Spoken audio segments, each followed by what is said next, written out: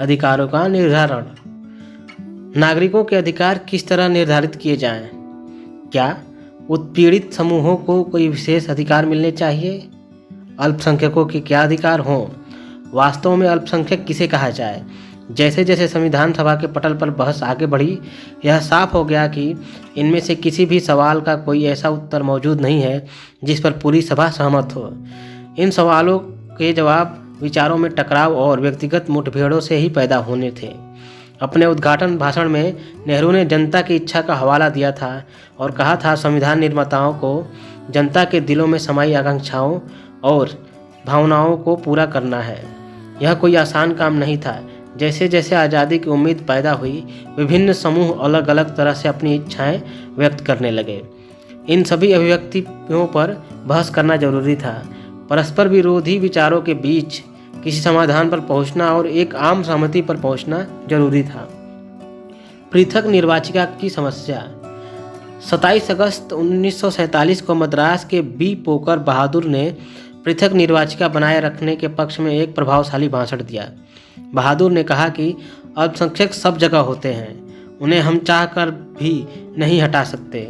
हमें ज़रूरत एक ऐसे राजनीतिक ढांचे की है जिसके भीतर अल्पसंख्यक भी औरों के साथ सद्भाव के साथ जी सके और समुदायों के बीच मतभेद कम से कम हो। इसके लिए ज़रूरी है कि राजनीतिक व्यवस्था में अल्पसंख्यकों का पूरा प्रतिनिधित्व हो, उनकी आवाज़ सुनी जाए और उनके विचारों पर ध्यान दिया जाए। देश के शासन में मुसलमानों की एक सार्थक हिस्सेदारी सुनिश्चित करने के लिए पृथक निर्वाचिका के अलावा और कोई रास्ता नहीं हो सकता। बहादुर को लगता था कि मुसलमानों की ज़रूरतों को गैर मुसलमान अच्छी तरह नहीं समझ सकते, न ही अन्य समुदायों के लोग मुसलमानों का कोई सही प्रतिनिधि चुन सकते हैं। पृथक निर्वाचिका की हिमायत में दिए गए इस बयान से ज़्यादातर राष्ट्रवादी भड़क गए। इसके बाद जो गर्मा गर्म बहस चली, उसमें इस मांग के खिलाफ तरह तरह के तर्क दिए गए। ज़्यादातर राष्ट्रवादियों को लग रहा था कि पृथक निर्वाचिका की व्यवस्था लोगों को बांटने के लिए अंग्रेजों की चाल थी। आरवी धुलेकर ने बहादुर को संबोधित करते हुए कहा था, अंग्रेजों ने संरक्षण के नाम पर अपना खेल खेला। इसकी आड़ में उन्होंने तुम्हें अल्पसंख्यकों को फुसला लिया है। अब इस आदत को छोड़ दो, अब कोई तुम्हें बहकाने वाला नहीं है।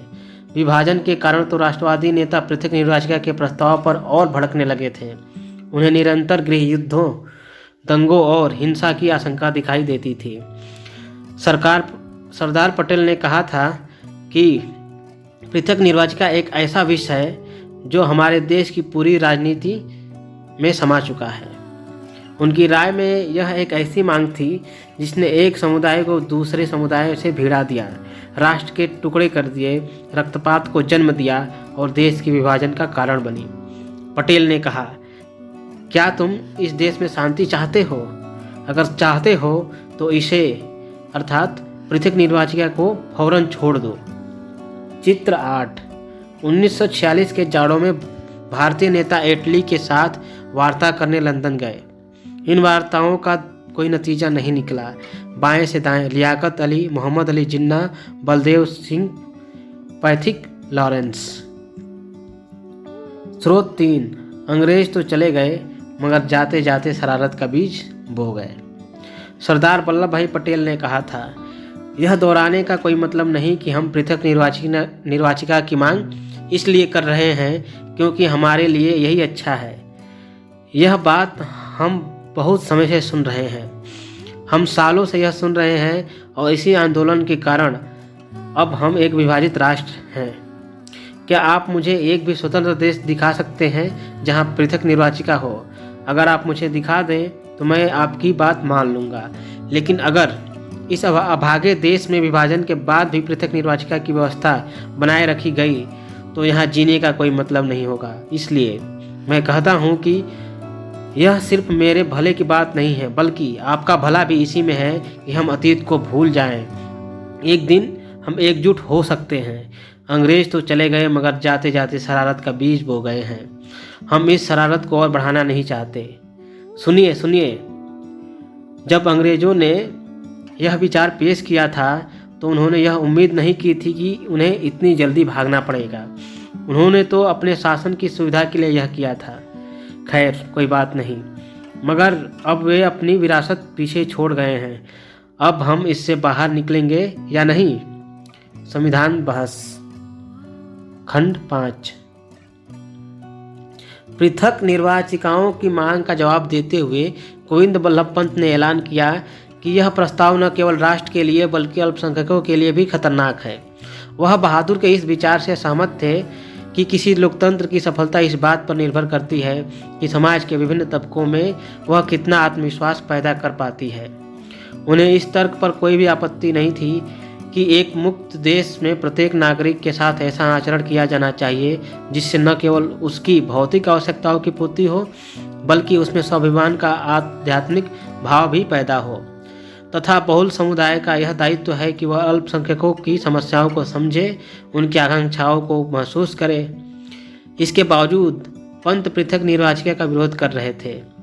उनका कहना था, यह एक आत्मघाती मांग है जो अल्पसंख्यकों को अस्थायी रूप से अलग थलग कर देगी, उन्हें कमजोर बना देगी और शासन में उन्हें प्रभावी हिस्सेदारी नहीं मिल पाएंगी। स्रोत 4। मेरा मानना है कि पृथक निर्वाचिका अल्पसंख्यकों के लिए आत्मघाती साबित होगी। 27 अगस्त 1947 को संविधान सभा की बहस में गोविंद बल्लभ पंत ने कहा था, मेरा मानना है कि पृथक निर्वाचिका अल्पसंख्यकों के लिए आत्मघाती साबित होगी और उन्हें बहुत भारी नुकसान पहुंचाएगी। अगर उन्हें हमेशा के लिए अलग थलग कर दिया गया तो वे कभी भी खुद को बहुसंख्यकों में रूपांतरित नहीं कर पाएंगे। निराशा का भाव शुरू से उन्हें अपंग बना देगा। आप क्या चाहते हैं और हमारा अंतिम उद्देश्य क्या है? क्या अल्पसंख्यक हमेशा अल्पसंख्यकों के रूप में ही रहना चाहते हैं या वे भी एक दिन एक महान राष्ट्र का अभिन्न अंग बनने और उसकी नीति को निर्धारित व नियंत्रित करने का सपना देखते हैं? मेरा विचार है कि अगर उन्हें विशेष समुदाय से अलग रखा जाता है और ऐसे हवाबंद कमरे में काट कर रखा जाता है जहां उन्हें हवा के लिए भी औरों पर निर्भर रहना पड़ेगा, तो यह उनके लिए भयानक रूप से खतरनाक होगा। अगर अल्पसंख्यक पृथक निर्वाचिका से जीत कर आते रहे तो कभी प्रभावी योगदान नहीं दे पाएंगे। संविधान सभा बहस खंड 2। स्रोत 3 और 4 को पढ़िए। पृथक निर्वाचिकाओं के विरोध में कौन कौन से तर्क दिए गए हैं? एक सरदार पटेल का है और दूसरा गोविंद बल्लभ पंत का है। इन सारी दलीलों के पीछे एक एकीकृत राज्य के निर्माण की चिंता काम कर रही थी। राजनीतिक एकता और राष्ट्र की स्थापना करने के लिए प्रत्येक व्यक्ति को राज्य के नागरिक के सांचे में ढालना था। हर समूह को राष्ट्र के भीतर समाहित किया जाना था। संविधान नागरिकों को अधिकार देना, परंतु नागरिकों को भी राज्य के प्रति अपनी निष्ठा का वचन लेना होगा। समुदायों को सांस्कृतिक इकाइयों के रूप में मान्यता दी जा सकती थी और उन्हें सांस्कृतिक अधिकारों का आश्वासन दिया जा सकता था, मगर राजनीतिक रूप से सभी समुदायों के सदस्यों को राज्य के सामान्य सदस्यों के रूप में काम करना था, अन्यथा उनकी निष्ठाएं विभाजित होती। पंत ने कहा, हमारे भीतर यह आत्मघाती और अपमानजनक आदत बनी हुई है। हम कभी नागरिक के रूप में नहीं सोचते बल्कि समुदाय के रूप में ही सोच पाते हैं। हमें याद रखना चाहिए कि महत्व केवल नागरिक का होता है। सामाजिक पिरामिड का आधार भी और उसकी चोटी भी नागरिक ही होता है। जब सामुदायिक अधिकारों का महत्व रेखांकित किया जा रहा था उस समय भी बहुत सारे राष्ट्रवादियों में यह भय सिर उठाने लगा कि इससे निष्ठाएं खंडित होंगी और एक शक्तिशाली राष्ट्र व शक्तिशाली राज्य की स्थापना नहीं हो पाएगी। स्रोत 5। खंडित निष्ठा के लिए कोई जगह नहीं। गोविंद बल्लभ पंत ने कहा कि निष्ठावान नागरिक बनने के लिए लोगों को समुदाय और खुद को बीच में रखकर सोचने की आदत छोड़नी होगी। लोकतंत्र की सफलता के लिए व्यक्ति को आत्मानुशासन की कला का प्रशिक्षण लेना होगा। लोकतंत्र में व्यक्ति को अपने लिए कम तथा औरों के लिए ज़्यादा फिक्र करनी चाहिए। यहाँ खंडित निष्ठा के लिए कोई जगह नहीं है। सारी निष्ठाएं केवल राज्य पर केंद्रित होनी चाहिए।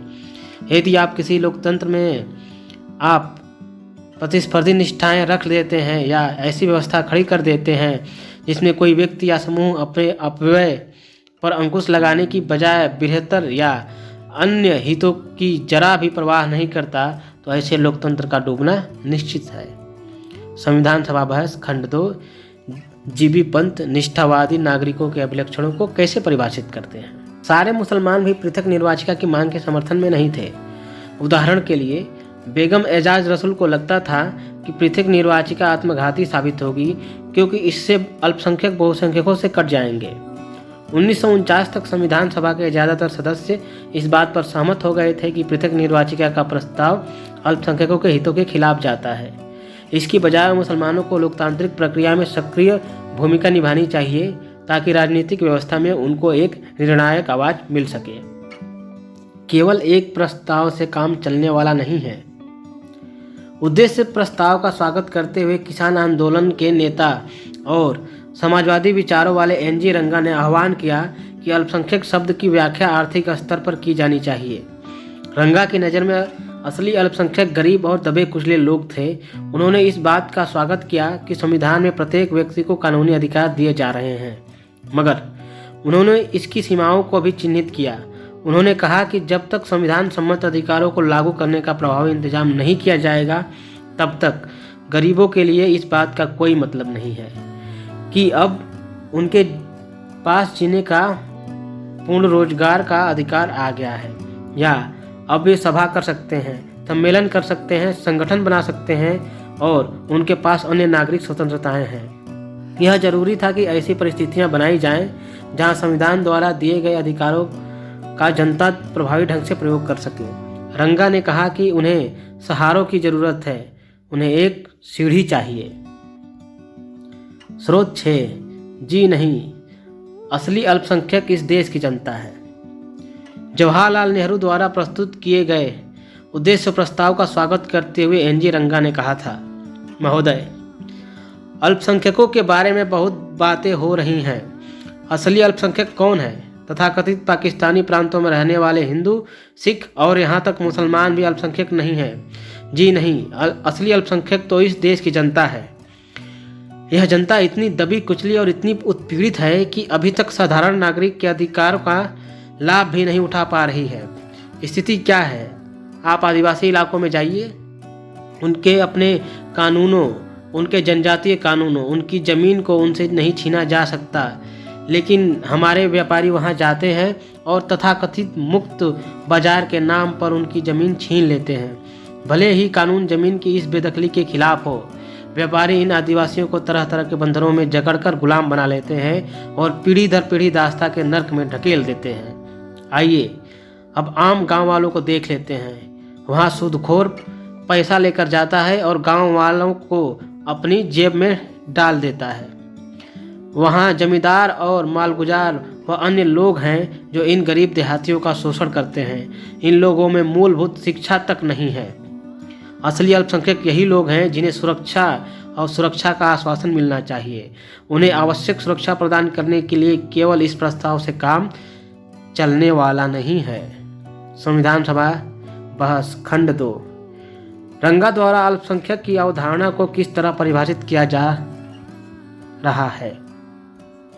रंगा ने आम जनता और संविधान सभा में उसके प्रतिनिधियों का दावा करने वालों के बीच मौजूद विशाल खाई की ओर भी ध्यान आकर्षित कराया। उन्होंने पूछा, हम किसका प्रतिनिधित्व कर रहे हैं? अपने देश की आम जनता का, और इसके बावजूद हम में से ज़्यादातर लोग उस जनता का हिस्सा नहीं हैं। हम उनके हैं, उनके लिए काम करना चाहते हैं, लेकिन जनता खुद संविधान सभा तक नहीं पहुंच पा रही है।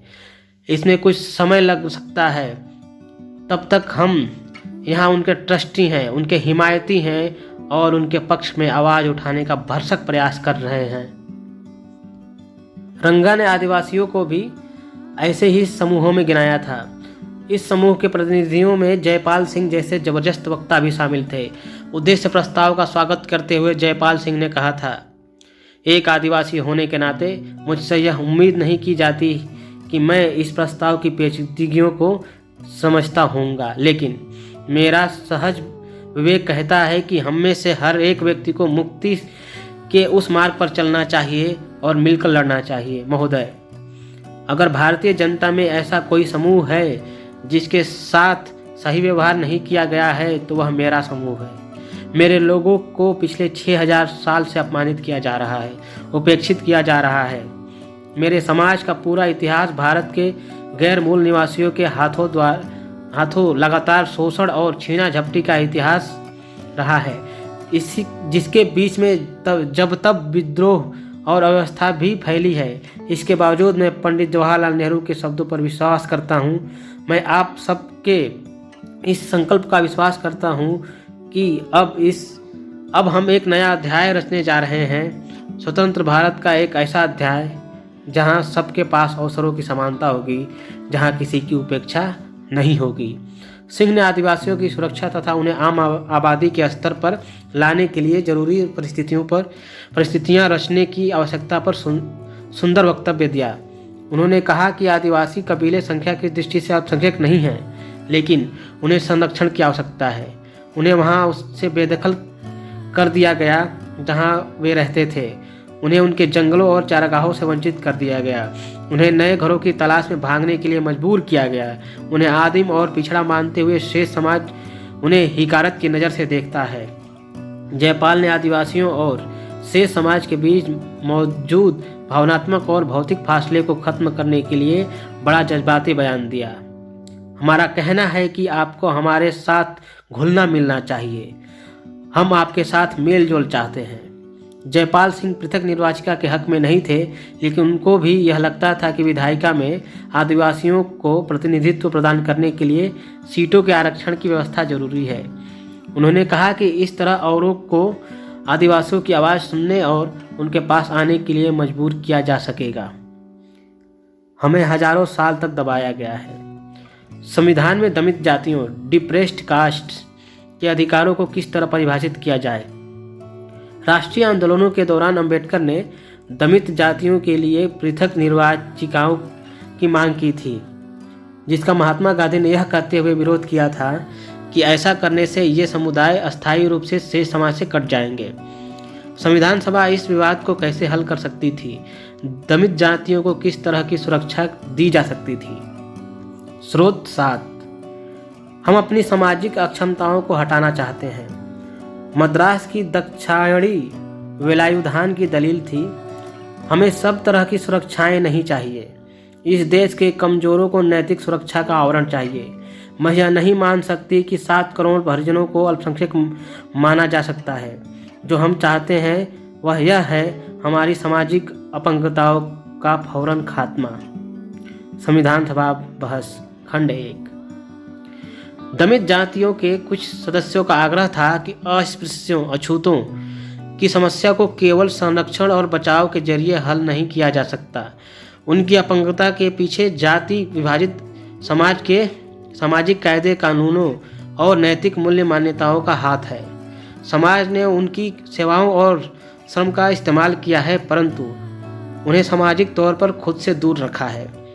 अन्य जातियों के लोग उनके साथ घुलने मिलने से कतराते हैं, उनके साथ खाना नहीं खाते और उन्हें मंदिरों से नहीं जाने दिया जाता। मद्रास के सदस्य जे नागप्पा ने कहा था, हम सदा कष्ट उठाते रहे हैं पर अब और कष्ट उठाने को तैयार नहीं है। हमें अपनी जिम्मेदारियों का एहसास हो गया है। हमें मालूम है कि अपनी बात कैसे मनवानी है। नागप्पा ने कहा कि संख्या की दृष्टि से हरिजन अल्पसंख्यक नहीं है। आबादी में उनका हिस्सा 20 से 25% है।